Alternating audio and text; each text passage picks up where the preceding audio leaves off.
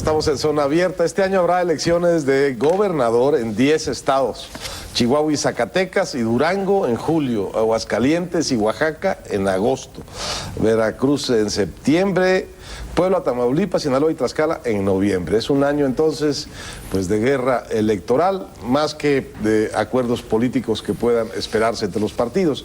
Ese es nuestro tema de hoy en Zona Abierta, la guerra electoral del 2004, y están con nosotros pues tres expertos en la materia. Mauricio Merino, bienvenido Mauricio. Héctor Alonso Lujambio, bienvenido Alonso, y gracias, Héctor. José Waldenberg. Bueno, bienvenidos a Zona Abierta.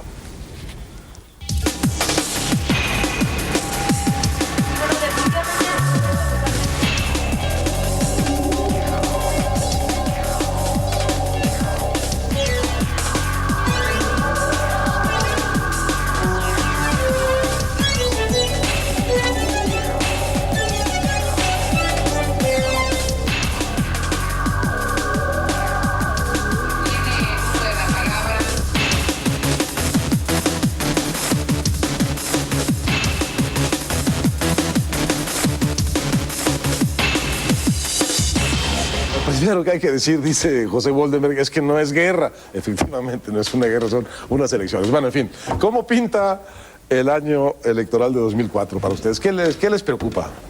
Para empezar contigo, no te preocupa la guerra, pero puede haber algunos tironeos. Bueno, yo creo que en este año es el año de mayor concentración de elecciones. Y en ese sentido es un año muy importante políticamente hablando. Pero yo creo que están dadas todas las condiciones para que vivamos procesos electorales normales. ¿En qué sentido? Hay autoridades electorales que son capaces de llevar a buen término las elecciones, tenemos padrones confiables, rutinas aceitadas, partidos políticos con arraigo, auténtica competencia. Creo que todos nos hemos acostumbrado a que en las elecciones se puede ganar y perder, vamos a vivir fenómenos de alternancia, eventualmente estas elecciones surjan gobiernos divididos, va a haber gobernadores de un partido que tengan que coexistir con presidentes municipales de 2, 3, 4 partidos políticos distintos, gobernadores que tengan que coexistir con congresos donde quizá ellos y sus partidos no tengan mayoría absoluta y a veces ni mayoría relativa. Es decir, lo que vamos a ver es cómo los humores públicos llevan al gobierno y a los congresos a diferentes candidatos. En ese sentido, yo creo que podemos enfrentar las elecciones de este año con un cierto optimismo, pero ciertamente también hay temas que vale la pena darles una pasada, como los temas pues, del dinero, de los medios, de los partidos políticos, cómo procesan sus propias candidaturas. Es decir, sigue habiendo una agenda abierta. Quiero hacer una aclaración. Los tres personajes que están aquí, pues obviamente fueron parte central de la construcción del Instituto Federal Electoral. Pero aquí no estamos hablando de la estructura federal de elecciones, que esa creo que ha dado pruebas ya de estar muy bien. Si estamos hablando de un sistema electoral estatal, de distintos sistemas electorales estatales, de manera que ahí todavía puede no haber un espacio tan probado y tan consolidado como en el ámbito federal. Yo diría que sí son distintos sistemas electorales. De hecho, en fin, ha habido una larga discusión acerca de la conveniencia de ir aproximando no solamente los procedimientos electorales, que sí tienen algunas diferencias en algunas entidades entre sí y respecto al sistema federal, no entro en los tecnicismos, no, pero sí hay algunas diferencias que en algunos casos son importantes. Pero la pregunta es, ¿esas diferencias pueden crear una cierta duda? ¿Permiten las trampas o las manipulaciones de antes? No tanto. O sea, lo que está diciendo Waldenberg es correcto, es decir, absolutamente cierto. El país se ha avanzado en todos sus órdenes en este sentido. Sí, mis preocupaciones serían por otro lado, digamos, no por el lado de los procesos electorales. Quizá, digamos, dejo entre paréntesis el tema grandotote que va para otro programa, quizá, Héctor, de los usos y costumbres y el tema oaxaqueño, ¿no? Pero ese es otro asunto. Los usos y costumbres no son democracia, ¿quién sabe qué son? Bueno, ese es otro asunto. Por eso hay que dejarlo entre paréntesis. Extravagante, ¿no? Que sin embargo está recogido. Esa no es la democracia que México quiere ni la que ha construido. Ese es un remanente de quién sabe dónde. Pero está en la ley electoral de Oaxaca. Es un atavismo. A mí me preocupan dos cosas para recuperar el... No, digámoslo de una vez, ¿no? Es un atavismo. Todo eso son atavismos mexicanos y se van a ir cambiando. Pero ha sido una fórmula... Pero ese es el otro programa del... Ese es el otro programa. Yo reacciono mal a tu comentario del atavismo, pero pero sí es otra cosa, ¿no? Pues es otra cosa, es la predemocracia, es el mundo premoderno son indígena pequeñas aprovechado por los comunidades. caciques locales, pues es lo que es. Es un mundo diferente. 418 Diferentes. municipios de Oaxaca, efectivamente. Bueno, pues pobres municipios. Pero bueno, me regreso al hilo, ¿no? Muy bien. Yo tengo dos preocupaciones para ponerlas sobre la mesa y dejamos pendiente el asunto de usos y costumbres, que hay que discutirlo mucho más a fondo. Pero bueno, la primera es el ruido, a mi juicio, lo pongo así de plano, que está provocando el anticipo de las candidaturas presidenciales. Digamos. Vamos a elecciones en 2004 con mucha discusión, mucho debate sobre las candidaturas presidenciales del 2006, como si cada una de las elecciones en las entidades no fuera por sí misma suficientemente densa como para ocupar la atención de la opinión pública. Y la segunda preocupación, ya la habíamos planteado en este programa, Héctor, lo recuerdo, y nosotros tres, junto con otros compañeros, cuando estuvimos en el Instituto Federal Electoral, habíamos también insistido en que esta serie de procesos electorales, que este año es, como ya decía Pepe, particularmente importante, tiende a producir un cierto cansancio en el elector.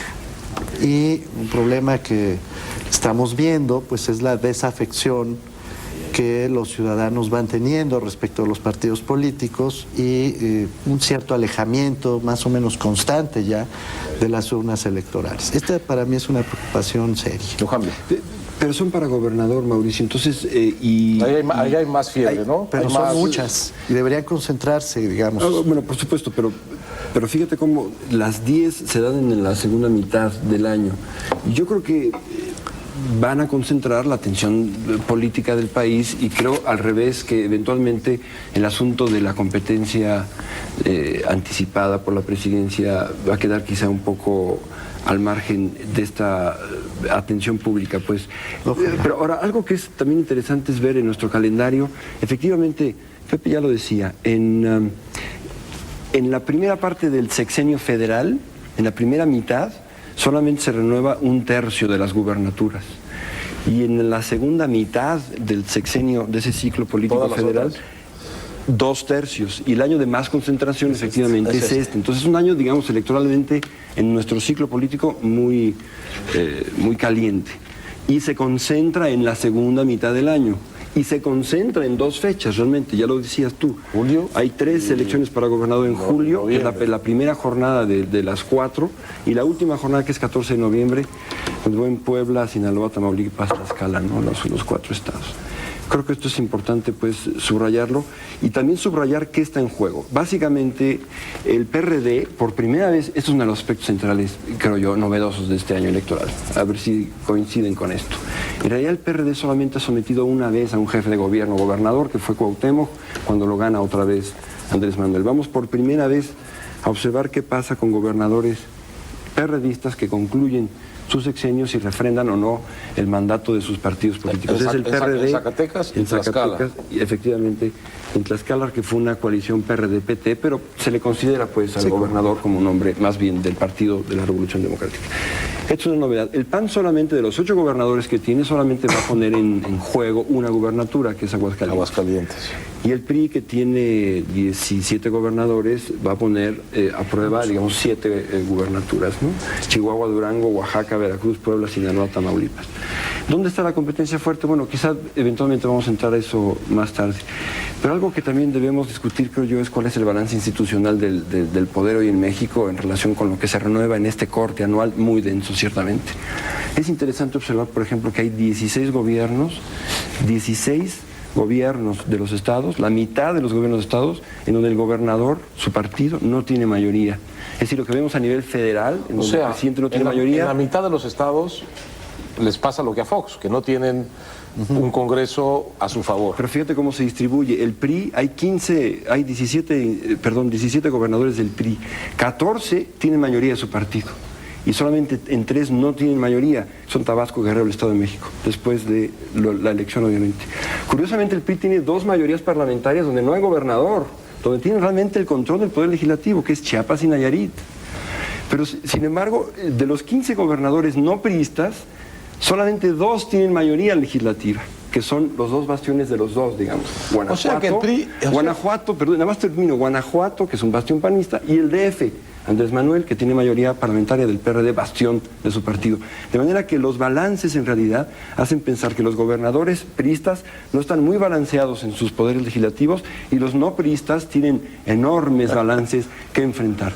El PRI es el partido más poderoso por mucho del país y va por 7 gubernaturas. ¿Pero qué pasó? de ¿No 14. que el dinosaurio estaba terminado? Porque ahora lo vemos regresar, quizá no de un modo espectacular, pero de un modo muy consistente. No, bueno, siempre se ha sabido, los datos están a la mano, que la implantación más pareja de los partidos políticos en el territorio nacional es precisamente la del Partido Revolucionario Institucional. En varios estados de la República hay modelos de competencia entre dos partidos, PRI-PAN, PRI-PRD, en la mayor parte de ellos. Quizá la excepción sea el Distrito Federal, en donde el PRI es una tercera fuerza, pero en el resto de los estados de la República el PRI sigue siendo primera o segunda fuerza. Incluso en el terreno federal, hay que recordar, en las elecciones del año 2003, el partido político que más votos obtuvo fue el Revolucionario Institucional. Pero si no nos quedamos en el tiempo corto, si no abrimos el arco a 10 años, a 15 años, no cabe duda que este poder se ha venido fragmentando, se ha venido equilibrando y que los pesos y contrapesos que hay hoy son muy superiores a los del pasado.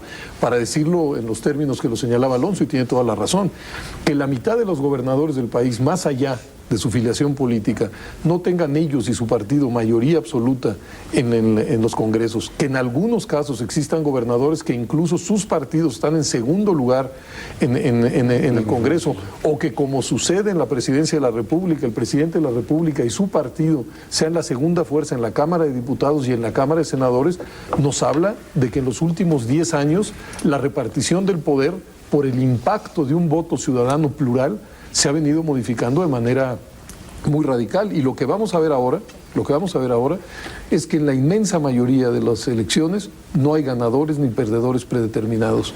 Tenemos algunas encuestas, yo creo que casi todas ellas son prematuras, porque en la mayor parte de los estados no hay candidatos ya en firme, pero que cuando tengamos candidatos vamos a ir viendo cómo eso que yo llamo los humores públicos se van modificando a lo largo del tiempo, y vamos a tener cristalizaciones de diferente tipo. Es decir, el partido A va a ganar en unas zonas, el partido B en otras zonas, el partido C en otras, y cuando incluso en cada estado lo vemos ya con un lente de acercamiento, vamos a ver que en un municipio puede ganar A y en el municipio adyacente puede ganar B, y quizá en el otro municipio adyacente puede ganar C. Yo creo que esa es la novedad. Sin embargo, vamos a hacer un corte, y sin embargo hay que decir que las tendencias siguen indicando que había un PRI hegemónico y un poco abrumador Siempre. en el pasado de los mexicanos, y en el futuro de los mexicanos hay un PRI, pues no abrumador, pero sí muy presente y probablemente mayoritario. Volvemos a Zona Abierta en un momento.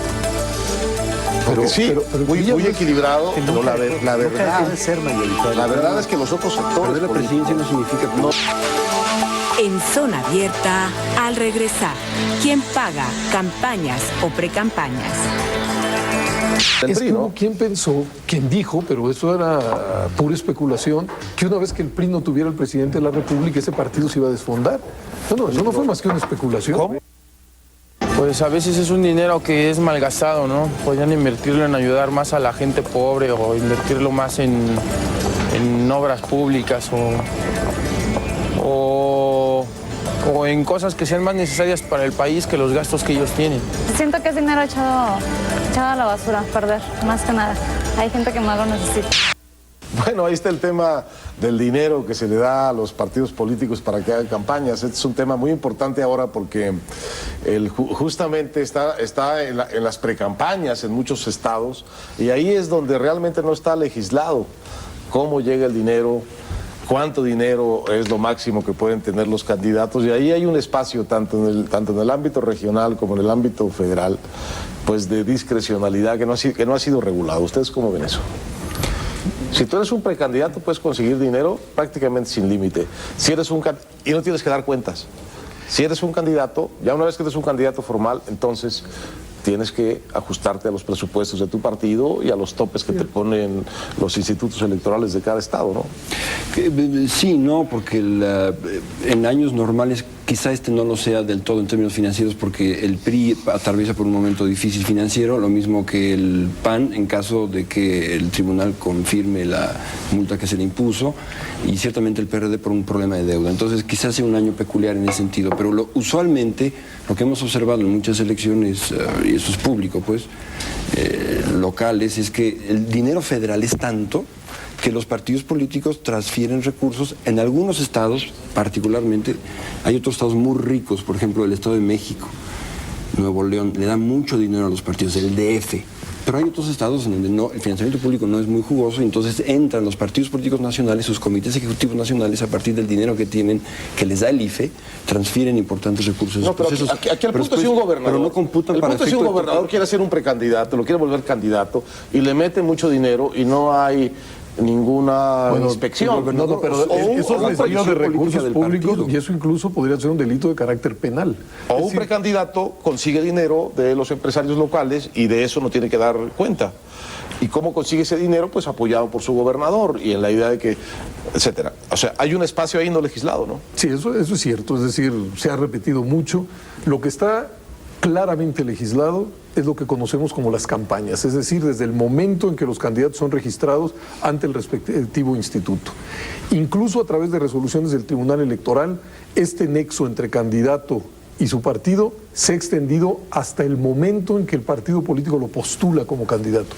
Creo que ahí hay una buena regulación y se tienen que dar cuentas de ingresos y gastos de manera vasta, minuciosa, bien.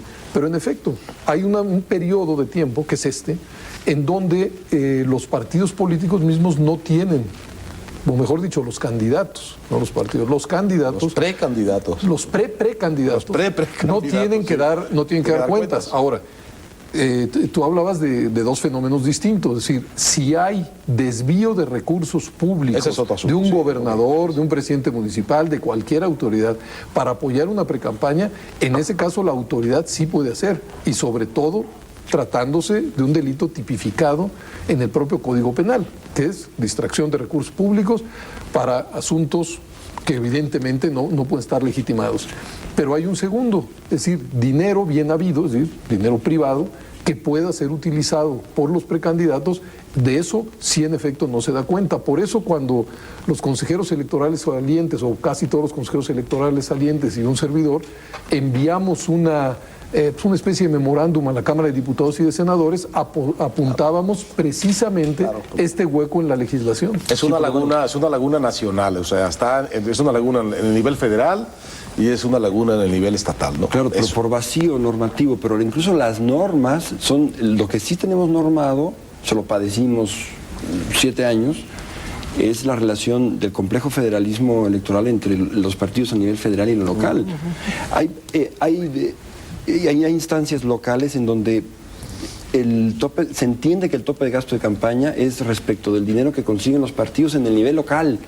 Y el dinero que viene del Comité Ejecutivo Nacional y se gasta no computa para efecto de tope de gasto de campaña. Bueno, entonces, el tope de gasto de campaña es absolutamente papel mojado, precisamente porque hay un vacío normativo que integre los dineros. Todo el punto aquí es que aprovechando esos vacíos, un candidato puede efectivamente disponer de muchísimo más dinero que otro y por lo tanto acabar con las relaciones de equidad que deben estar en la base de todos estos procesos, ¿no?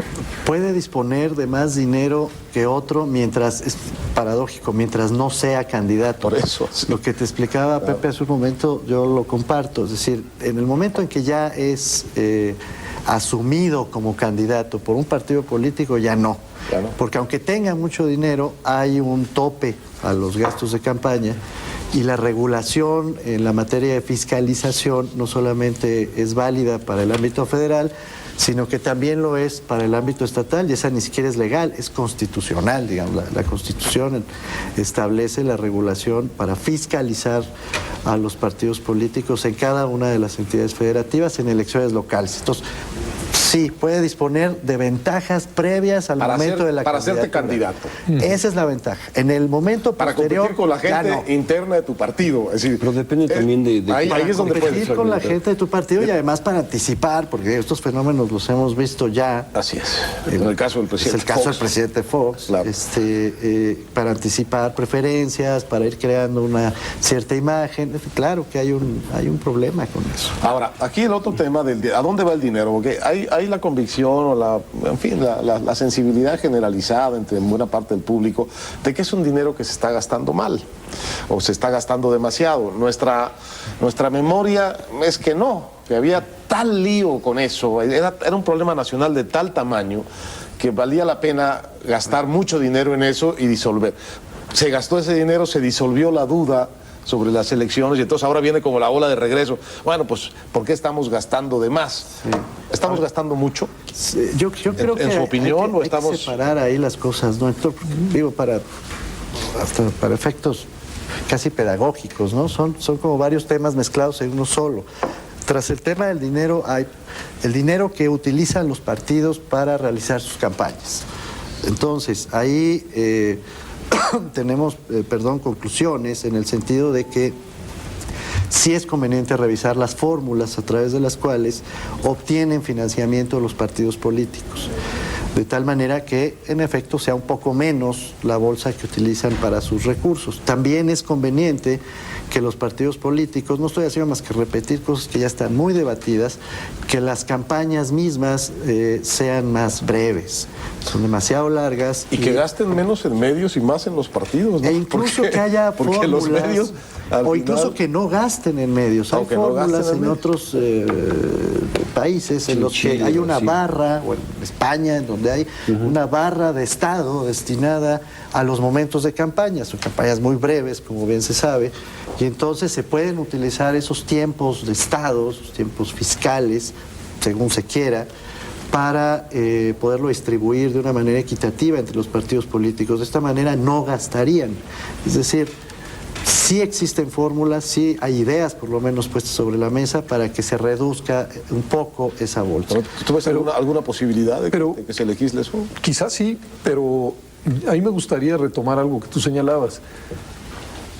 Yo creo que la forma que se decidió de financiamiento público para los partidos políticos fue en lo fundamental correcta, en su momento. ¿De qué se trataba? De dos cosas. De acabar con las transferencias del sector público hacia un partido político y de equilibrar las condiciones de la competencia. Y entonces, para eso se dijo, el dinero público será siempre preeminente en relación al financiamiento privado. Y también, lo vamos a y también de distribuir. evitar la entrada de dinero negro, ¿no? Negro. De dinero Exactamente. narco. Y esa fórmula hay que defenderla, ¿no? y incluso para hacer que los partidos no dependieran de las grandes corporaciones económicas. Claro, Entonces, claro. es una buena fórmula, porque sin duda alguna, sin esa reforma no se hubieran equilibrado las condiciones de la competencia como se equilibraron en los últimos años. Ahora bien, viene un poco el péndulo de regreso.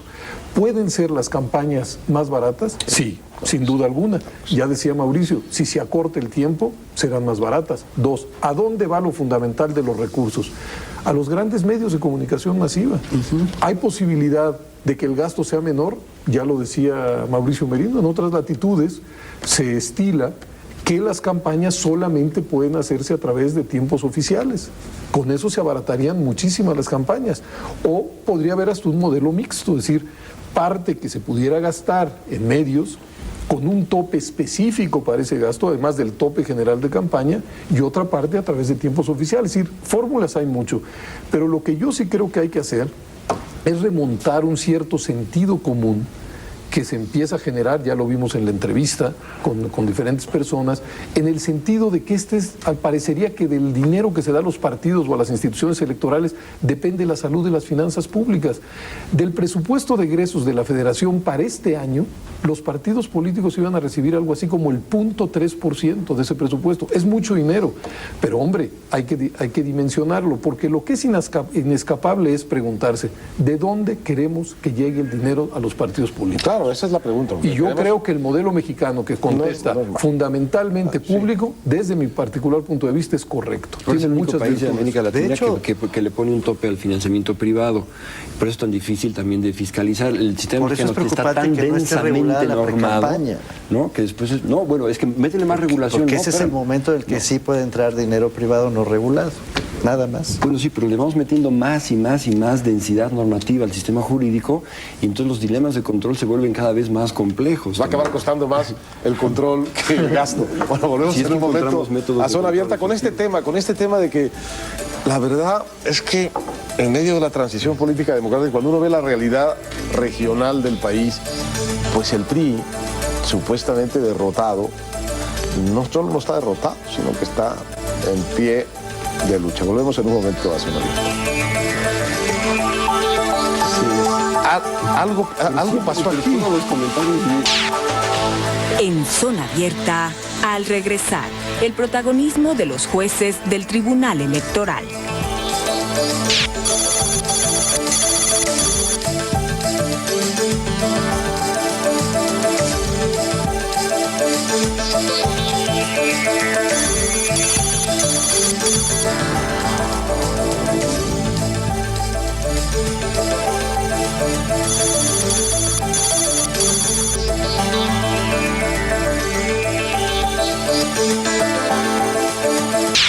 La acumulación de fechas en la segunda parte del sexenio también es en buena medida heredera de esa lógica presidencial. Era en la segunda parte del sexenio cuando el presidente, digamos, en turno era más fuerte. Tenía Sí, ya su pero Cámara de le hereda Diputados, más balances al que sigue. Y entonces podía determinar quiénes iban a ser los gobernadores de su sexenio, ¿no?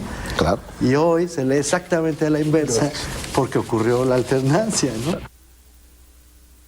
Porque después ya cuando son elegidos para presidente o para gobernadores es cuando surgen los problemas de que hubo malos manejos por las campañas. Entonces, si no se hace desde la precampaña esta regulación, pues no puede haber una confianza por parte del pueblo para con los candidatos.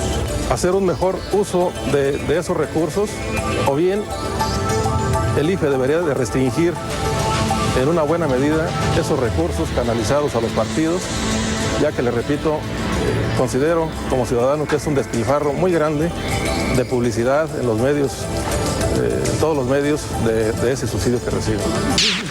Bueno, pues ahí está. Parece claro que es una asignatura pendiente. Alonso dice, mejor no regular más, ya tenemos demasiado regulado.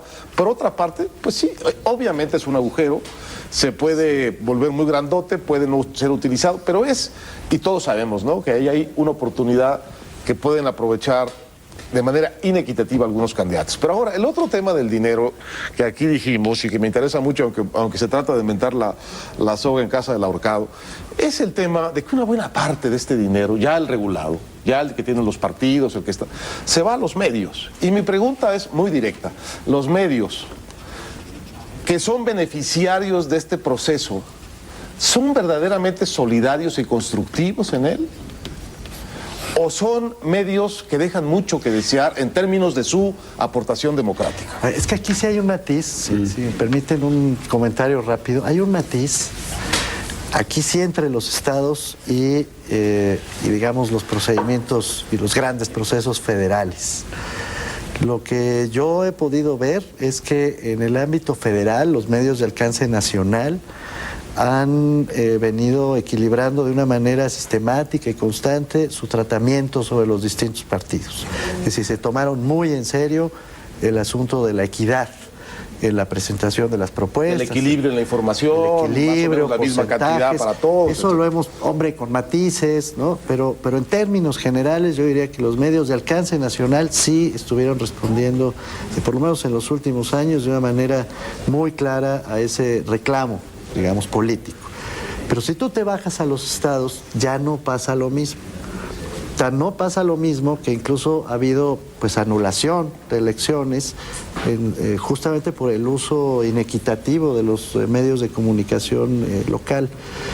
Y hay que decirlo así, es muy significativo que las tendencias que uno puede ver en los monitoreos realizados por el IFE en el ámbito local es que sí hay una fuerte influencia todavía de los gobiernos de los estados, del color del gobierno del estado, en la tendencia, digamos, más clara de apoyo al partido político que está gobernando. ¿Crees que los dados están cargados todavía en los medios locales, digamos? Insisto que hay muchos matices, pero sí se puede afirmar eso.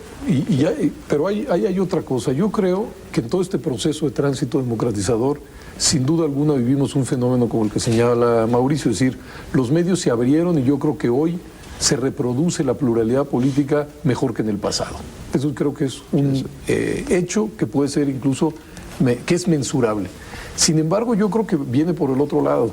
No solamente que la pluralidad aparezca, que los diferentes candidatos aparezcan en radio, televisión, que se escuche lo que digan, sino el tratamiento de los medios a la vida política democrática. A mí en lo personal me preocupa que de repente parece haber un tratamiento inercial, antipartidos, antipolíticos, anticongreso, que se reproduce con demasiada frivolidad y demasiada superficialidad en los medios. Y pro escándalo, ¿no? Además, pero sobre todo... A favor del pleito, privilegiando el pleito. Pero ¿por qué hablo de los políticos, de los partidos y del Congreso? Porque de esos tres instrumentos depende la reproducción del sistema democrático.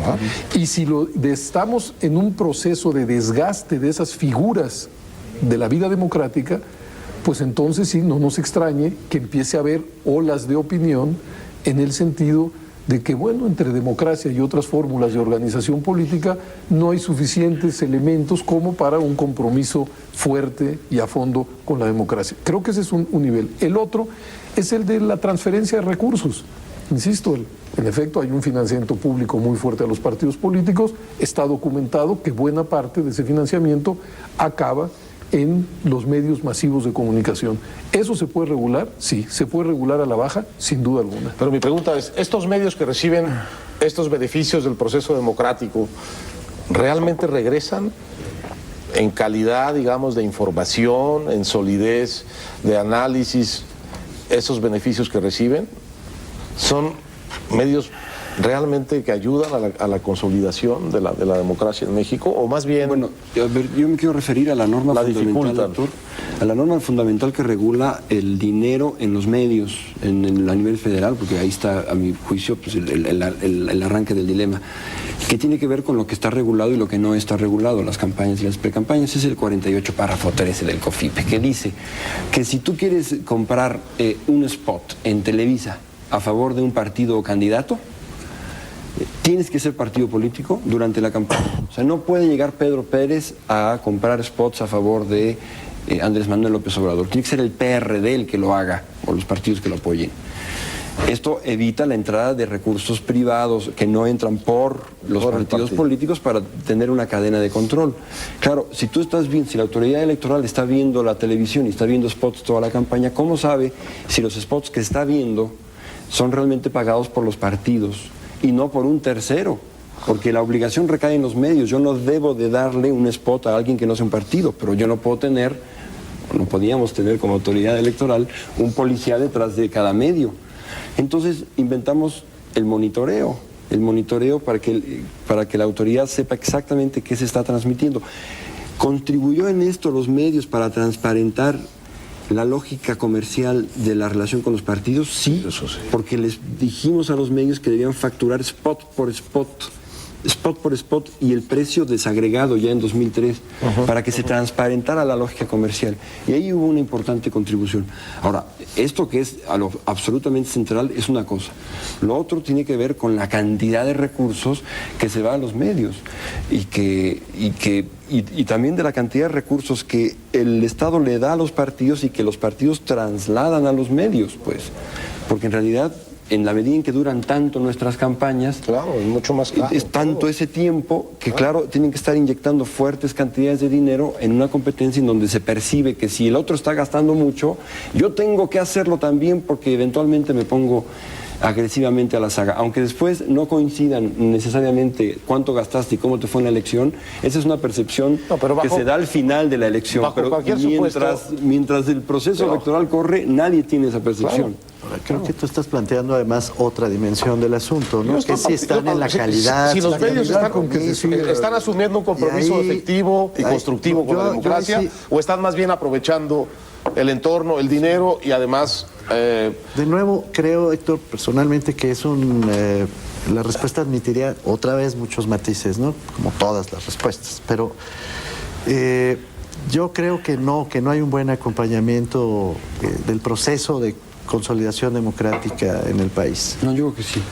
Bueno, yo creo que no, y sostengo que no, porque creo que los medios están muy preocupados por subrayar la nota, ¿no? Por perseguir la declaración más noticiosa en cada día. Y aunque hay, de nuevo, muchos matices, la idea de respaldar el proceso de transición y de consolidación democrática en el que estamos en este momento, no creo que sea una idea que esté, digamos, permeando el pensamiento de los medios de comunicación con seriedad. ¿A qué me refiero? Por ejemplo, poder confrontar si lo que se está haciendo en el terreno público en efecto coincide con lo que determina, por ejemplo, el Estado de Derecho. Este tipo de análisis en donde, por ejemplo, El País de España, por poner un ejemplo que conozco bien, el periódico El País, más que confrontar la declaración del señor A contra la declaración del señor B y armar con eso una nota, suele haber un ejercicio mucho más serio de comparar la reflexión del señor A ¿Esto es legal con lo que o no dice es la legal? ley, con lo que ese mismo señor había dicho Había antes, dicho. con el proyecto ideológico que está defendiendo y con un trabajo, digamos, que tiene claramente una intención de respaldar el funcionamiento de la democracia y no solamente la persecución de la noticia. Sí. A mí me parece que ahí sí tenemos todavía un hueco más o menos Es importante. que hemos avanzado mucho en lo que yo insisto, en esta recreación de la pluralidad, que no es un asunto menor. No, que yo va. creo que los medios acompañaron en ese sentido a la transición e hicieron un aporte muy importante. No, fueron un gran motor, sin ¿no? esa apertura Realmente, sí. y sin eso, simple, De eso no hay ninguna simple y duda. llanamente no podríamos estar hablando del cambio político que se vivió. Ahora bien, sin embargo, también como dice Mauricio, siempre hay tareas nuevas. Y ahora está no tanto en abrirse a esa diversidad, en que las diferentes voces aparezcan, en que sean recreadas, en que no hay exclusiones, que no es un logro menor, ni mucho menos, sino en la calidad del seguimiento de la política.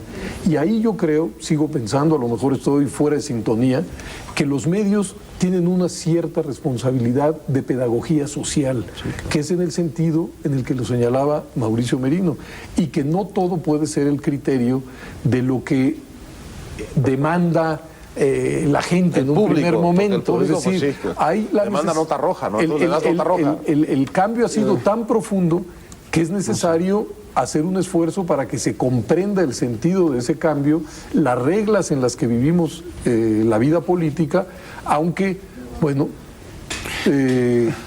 Pero, A ver, déjame hacer un corte. Quiero volver contigo con el tema de los medios. Los Vamos a hacer un corte. políticos tienen algo de Y volvemos con los cambios. en la calidad de la comunicación Pero política. sí, claro, volvemos con los cambios en un Tienen momento. una gran responsabilidad. Los medios no están solos. Pero no empecemos una discusión de tipo. Estamos hablando de los medios. En Zona Abierta, al regresar, la vida interna de los partidos y su democracia pendiente.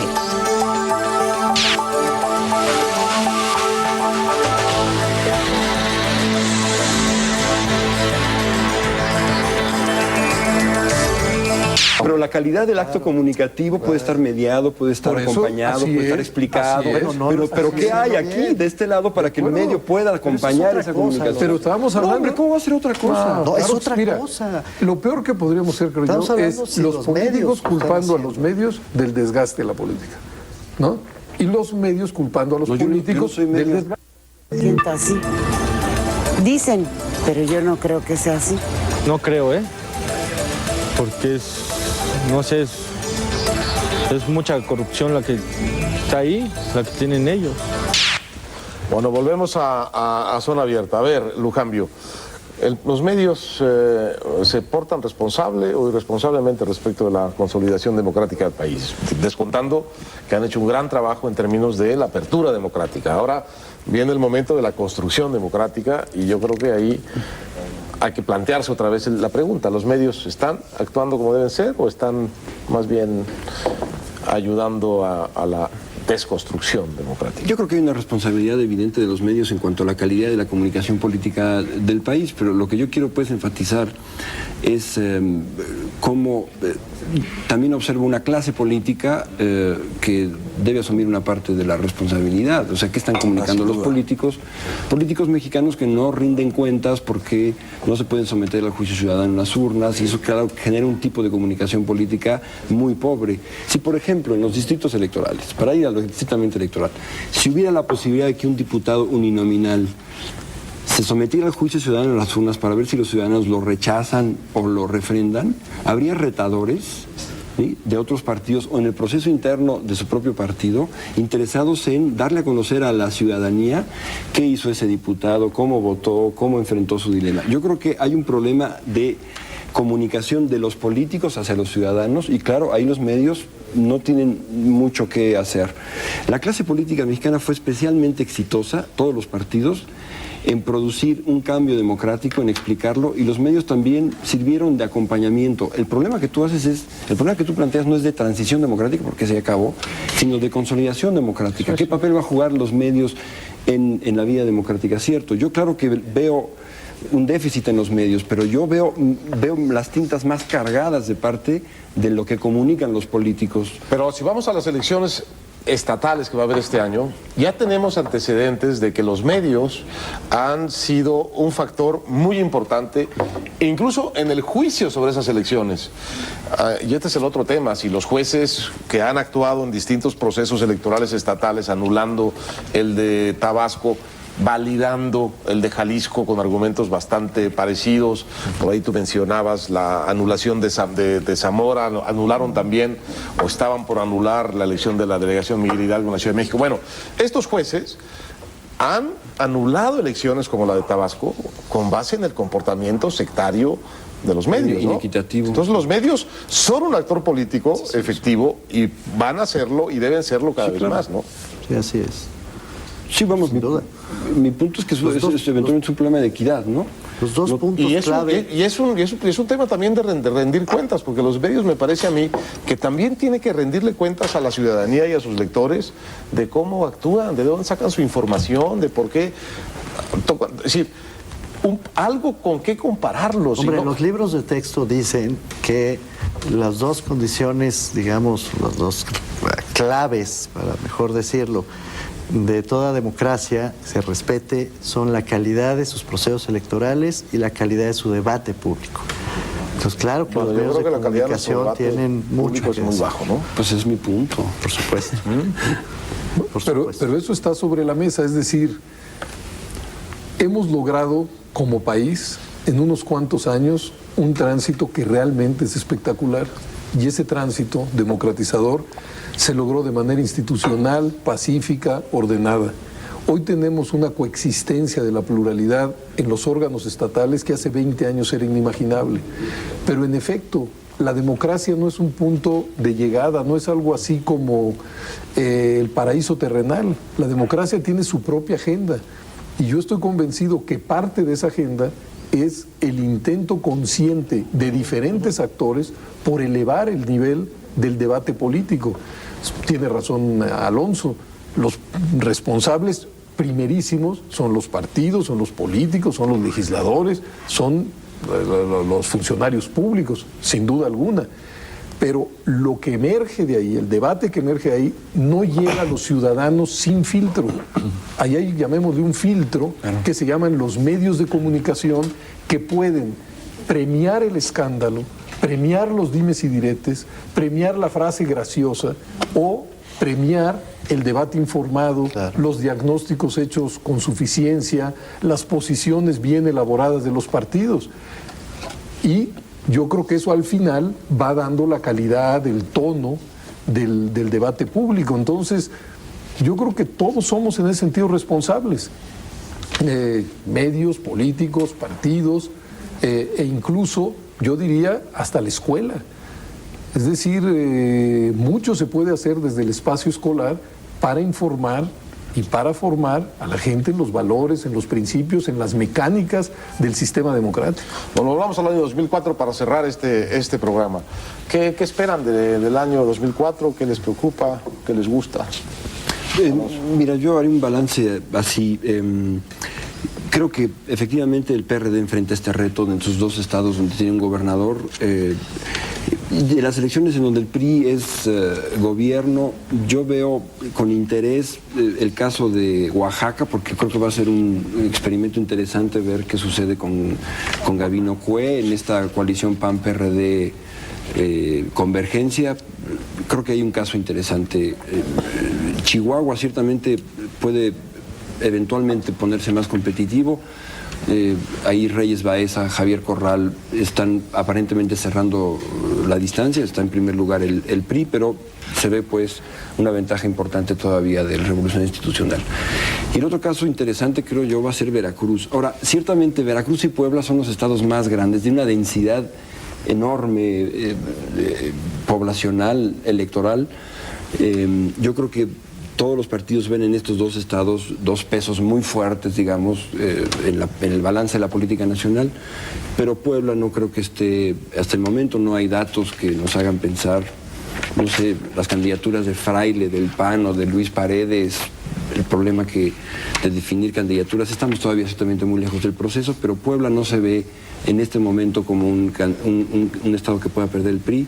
Y Veracruz, pues vamos a ver el experimento de Buganza, Gerardo Buganza, con Fidel Herrera, después de que ya Yunes y otros candidatos del PRI han terminado la carrera por la candidatura. Mauricio.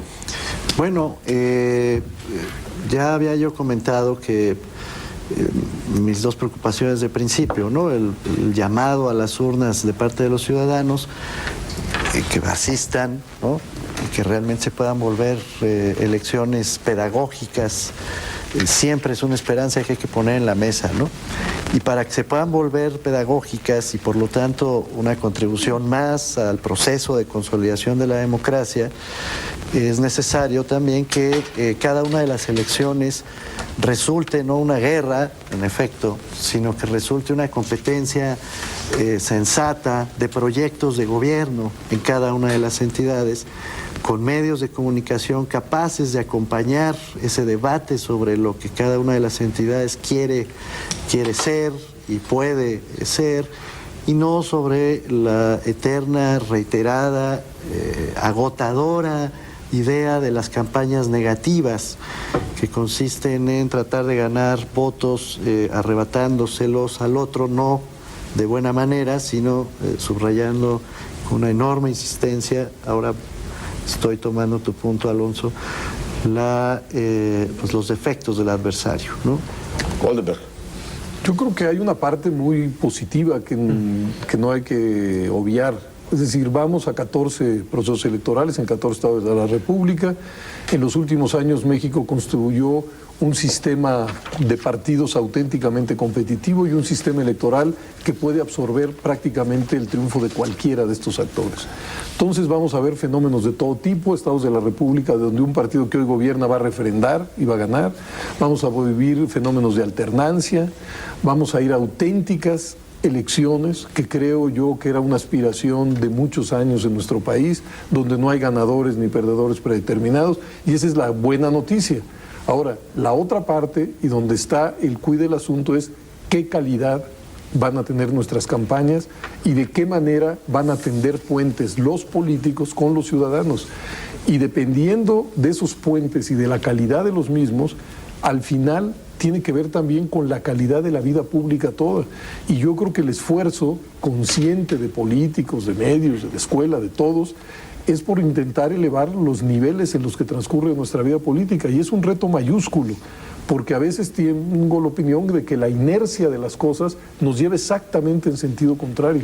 Ojalá me equivoque. Estamos terminando, ojalá te equivoques, efectivamente, estamos terminando Zona Abierta. Yo creo que resumo el sentir de esta mesa, aunque nadie lo ha expresado así, y el de muchos genuinos demócratas mexicanos, si deseamos desde ahora que estas elecciones que vienen, que algunas se presentan muy complicadas, resulten al final muy aburridas, es decir, muy institucionales, que los conflictos se no, diriman, nunca van a ser. que que se dirima. Quiero decir que no sea efectivamente una guerra, que ni siquiera haya escaramuzas, que las instituciones funcionen, que los partidos funcionen, que los candidatos funcionen, que los derrotados acepten su derrota, porque su derrota es una derrota certificada de acuerdo con normas adecuadas, y en ese sentido que sea una jornada, digamos, previsible, rutinaria, sistemática.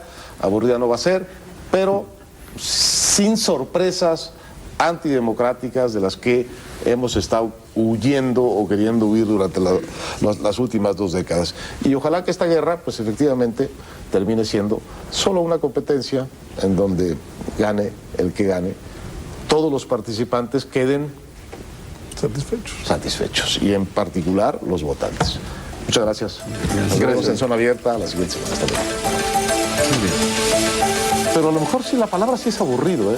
Sí. Es decir, entre más intensa es la política en un país, quiere decir que está la política menos institucionalizada y más al arbitrio de las ocurrencias de los actores. Lo deseable es que las menos seguridades para los ciudadanos y más oportunidades. Y sobre todo cuando las elecciones sean aburridas, pero la política intensa. ¿No? Esa es muy buena, esa es muy buena. Pero quiero decir, como el fútbol, ¿no? Es decir, tú vas a un clásico en la noche y pierde o gana tu equipo, sales de ahí medio triste o medio contento, pero te vas a tu casa y no sucede nada, a nadie se le ocurre por ejemplo, incendiar las calles. Pero no deja de ser intenso. No, es intenso. No deja de ser intenso. Pero además ya veamos aunque sepas que de ahí no va a haber violencia, no van a quemar el estadio, no van a pinchar al árbitro. El ganador se lleva sus 3 puntitos y el otro se lleva 0. Y los partidarios uno se van muy tristes. Pero no tengamos tanto prejuicio contra la campaña negativa, hombre. O sea, ya no, es que está haciendo daño. No es que sea prejuicio, es que nada más hay campaña negativa. Es inevitable, es parte del juego. Pero ojalá se responsabilizaran. Es como decir que no haya patadas en el fútbol. ¿Por qué insistir tanto en que las propuestas